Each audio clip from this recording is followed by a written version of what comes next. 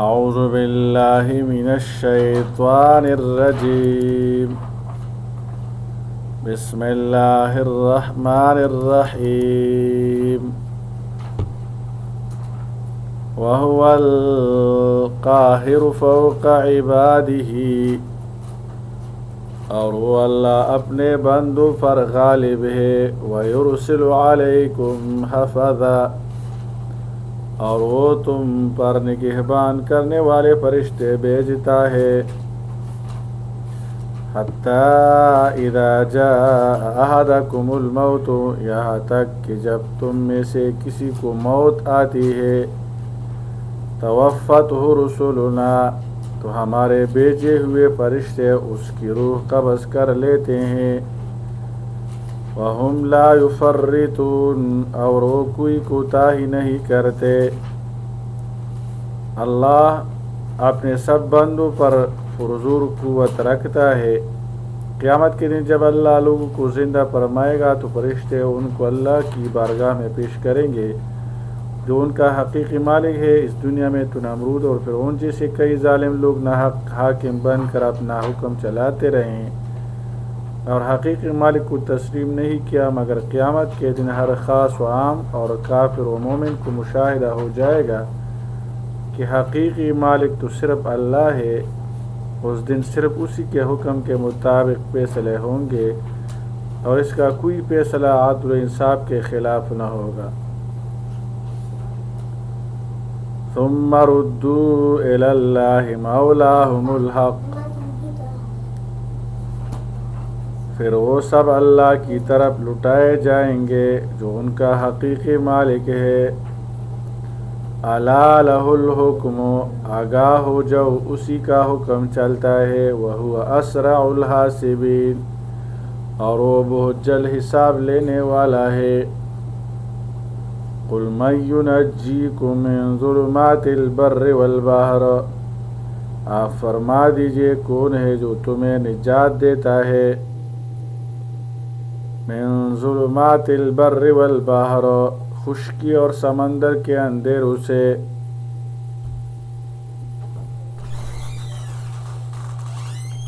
تدعونہ تضرعا وخفیا، تم اس کو گڑ گڑا کر اور چھپ کے پکارتے ہو۔ لئن انجانا من هذه، اور کہتے ہو اگر وہ ہمیں اس سے نجات دے دے، لنکونن من الشاکرین، تو یقیناً ہم شکر کرنے والوں میں سے ہو جائیں گے۔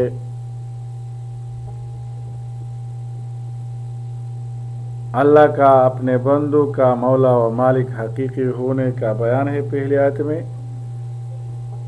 نیز یہ بھی بتایا گیا کہ موت کے بعد روح انسانی کو اللہ ہی کی طرف لٹایا جائے گا۔ ہر انسان اپنے عمل کا خود جواب دہ ہوگا۔ اس صورت میں اللہ کی آفاقی نشانیوں پر غور و فکر کی دعوت دی گئی ہے اور بتایا گیا کہ توحید باری تعالیٰ کا تعارف خود فطرت انسانی میں موجود ہے۔ اس حوالے سے فرمایا گیا کہ خشکی اور سمندر کی مشکلات و حوادثات سے نجات دینے والا صرف اللہ ہی ہے۔ سختیوں میں مبتلا ہونے پر مشرکین بھی جھوٹے معبودوں کو بول کر اللہ ہی کو پکارتے ہیں۔ مشرکین عرب کا معاملہ بڑا عجیب تھا۔ ایک طرف تو بتوں کو خدا کا شریک بناتے اور ان کی پوجا کرتے، لیکن دوسری طرف جب خشکی یا سمندر کی تاریکیوں اور مصیبت اور طوفانوں میں گر جاتے اور جب سارے مادی سہارے ٹوٹ جاتے اور موت سامنے نظر آتی تو بتوں کو بھول جاتے اور بڑی عاجزی کے ساتھ خالق حقیقی کو مدد کے لیے پکارتے کہ اگر وہ انہیں اس مصیبت سے نجات دے دے تو وہ اللہ کی نافرمانی سے باز آ جائیں گے اور ہمیشہ اس کے شکر گزار بندے بن کر رہیں گے۔ چنانچہ ان دو آیت میں اللہ نے حضور صلی اللہ علیہ وسلم کو فرمایا کہ ان قدروں کو ان کا وعدہ یاد دلائیے اور ان سے پوچھے کہ جب تمہیں ہلاکت کا خطرہ ہو تو اللہ کو پکارتے ہو، اور جب اللہ تمہیں اس مصیبت سے نجات دے دے تو پھر تم دوبارہ شرک کی طرف لوٹ جاتے ہو۔ یہ تو وعدہ خلاف ہی ہے کہ تم نے عہد کیا اور اس سے مکر گئے اور ایسے ہو گئے جیسے کوئی عہد ہی نہ تھا۔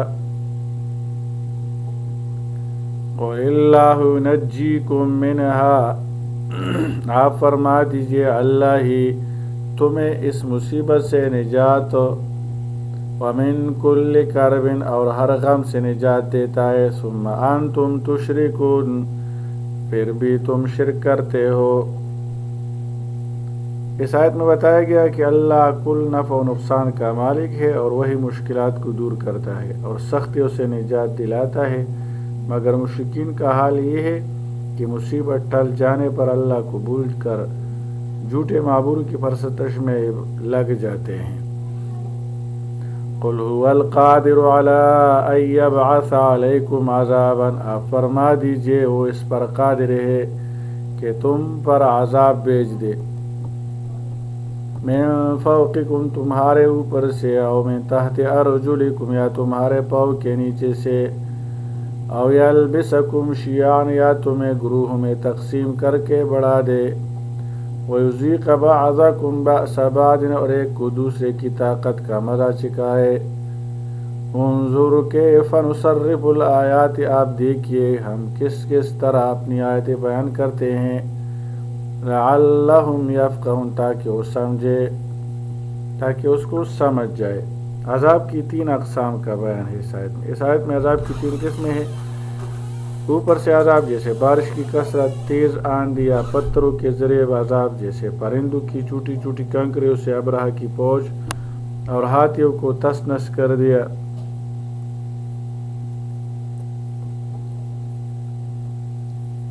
دوسرا نیچے سے عذاب جیسے زمین میں دنسایا جانا، طوفان اور سیلاب اور قارون کے اس کے خزانوں سمیت زمین میں دفن کر دینا، فرعون اور اس کے لشکر کو پانی کے لہروں کے ذریعے غرق کرنا۔